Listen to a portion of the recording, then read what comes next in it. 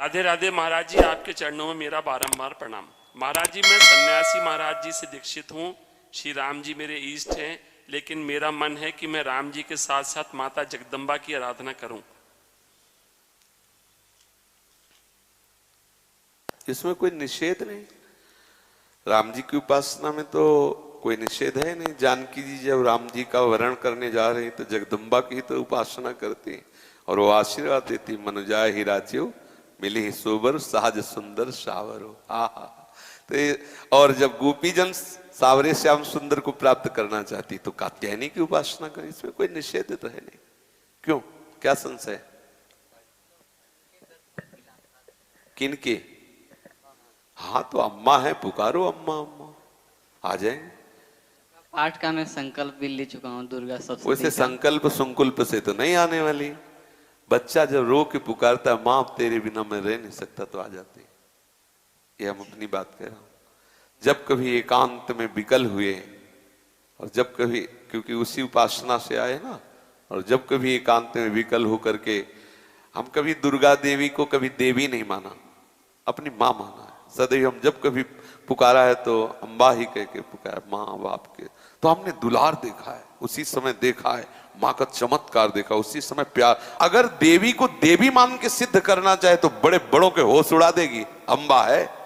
एक बार वो जो महर्षि महेश योगी है ना, पधार गए, हालैंड में रहते थे। तो उनके एक गुरु भाई थे छोटे, तो उन्होंने देवी को सिद्ध करने के लिए पूरी व्यवस्था की और अनुष्ठान किया। देवी के मंत्र का अनुष्ठान किया। मंत्र का अनुष्ठान पूर्ण होने के पहले परीक्षा होती है।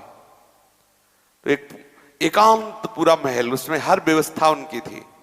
जे ही उनकी मंत्र की सिद्धावस्था की तरफ पदार्पण हुआ तो देखा एक मक्खी आई ऐसे।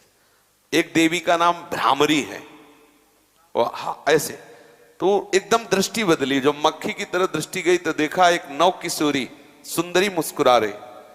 बस विचलित हो गया, अंदर वो भाव नहीं रह गया मां का। पागल हो गए, दिमाग खराब हो गया। देवी को कोई सिद्ध करना चाहे, जैसे हनुमान जी है, आप सियाराम की भक्ति चाहो, वो आपके बिल्कुल प्यार। अगर सोचे कोई हनुमान जी को सिद्ध कर ले तो निश्चित सब, हमने मतलब ये सब बातें देखी है, भ्रमण की है ना, तब सब ये देखा है। आप सियाराम का प्रेम चाहो तो हनुमान जी तुम्हारे बिल्कुल दाहिने खड़े हैं। और अगर हनुमान जी को सिद्ध करना चाहो तो तुम्हारे होश उड़ जाएंगे, नाना याद आ जाएंगे, पक्का बात है। तो ऐसे ही देवी के दर्शन की लालसा हो और देवी को वात्सल्य भाव से पुकारा जाए, क्योंकि जगदम्बा है ना। निश्चित हमने ऐसे एक नहीं सैकड़ों बार ऐसे देखा है कि माँ बिल्कुल साक्षात विराजमान है और एकदम बिगड़ी बात को एक मिनट में संभाल दिया, ऐसा।